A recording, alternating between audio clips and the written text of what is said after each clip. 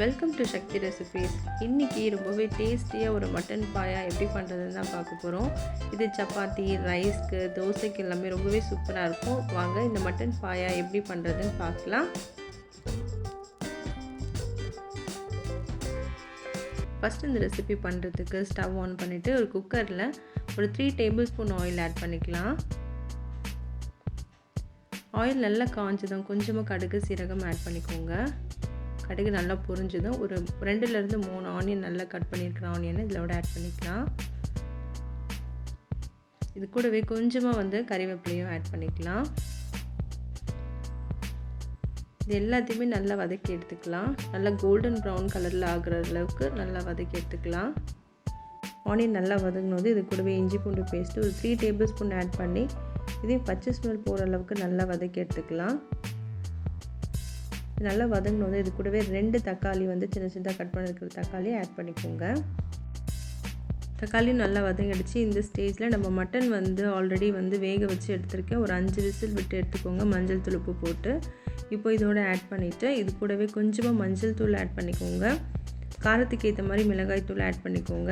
நான் 1/2 table spoon add பண்ணியிருக்கேன். இது கூடவே கொஞ்சமாக மல்லிப்பொடியும் ஆட் பண்ணிக்கிட்டு இது எல்லாத்தையுமே பச்சை ஸ்மெல் போகிற அளவுக்கு நல்லா இதை வதக்கி எடுத்துக்கலாம். நல்லா வதக்கிட்டு இது கூடவே நம்ம மட்டன் வேக வச்சுருக்கிற தண்ணியும் இதோட ஆட் பண்ணிவிட்டு எல்லாத்தையுமே நல்லா மிக்ஸ் பண்ணி எடுத்துக்கலாம்.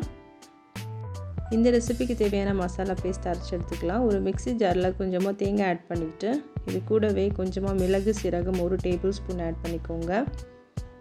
கசகசா ஒரு 1/2 டேபிள் ஸ்பூன் ஆட் பண்ணிக்கலாம். பட்டை ஒரு 3லேருந்து 4 பட்டை ஆட் பண்ணிக்கோங்க. கூடவே கிராம்பு ஒரு 3 கிராம்பு ஆட் பண்ணிக்கோங்க. ஆட் பண்ணிவிட்டு இது எல்லாத்தையுமே கொஞ்சம் தண்ணி ஊற்றி கொஞ்சம் நல்லா ஃபைனாக அரைச்சி எடுத்துக்கலாம். நல்லா பேஸ்ட் மாதிரி அரைச்சி எடுத்துக்கலாம். அரைச்சி பேஸ்ட்டை இதோட ஆட் பண்ணிக்கோங்க. ஆட் பண்ணிவிட்டு இது எல்லாத்தையுமே நல்லா மிக்ஸ் பண்ணி எடுத்துக்கோங்க. நம்மளுக்கு தண்ணி வேணும் அப்படின்னா இதோட ஆட் பண்ணிக்கலாம். நம்மளுக்கு கிரேவி மாதிரி வேணுன்றதுனால நான் மீடியமாக வச்சுருக்கேன் தண்ணி. நம்மளுக்கு இன்னும் குழம்பு மாதிரி வேணும் அப்படின்னா எக்ஸ்ட்ராவும் நம்ம தண்ணி ஆட் பண்ணி செஞ்சுக்கலாம்.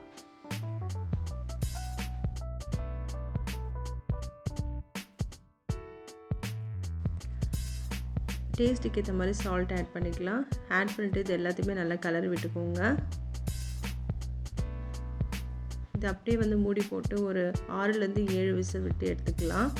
மட்டன்றதுனால கொஞ்சம் அதிகமான விசில் விட வேண்டியதாக இருக்கும். இல்லைன்னா வேகாது. அதனால் 6லேருந்து 7 விசில் வரைக்கும் நல்லா விட்டு எடுத்துக்கோங்க.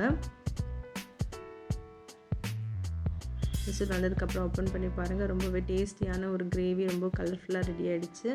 இது மேலே கொஞ்சமாக கறிவேப்பிலை ஆட் பண்ணிக்கோங்க. நல்ல ஒரு ஃப்ளேவருக்காக ஆட் பண்ணிக்கலாம். ஆட் பண்ணிவிட்டு கொஞ்சமாக ஃபைனாக கட் பண்ணி வச்சுருக்கிற அந்த மல்லி தழையும் மேலே ஆட் பண்ணிவிட்டு சர்வ் பண்ணுங்கள். ரொம்பவே டேஸ்டியாக இருக்கும்.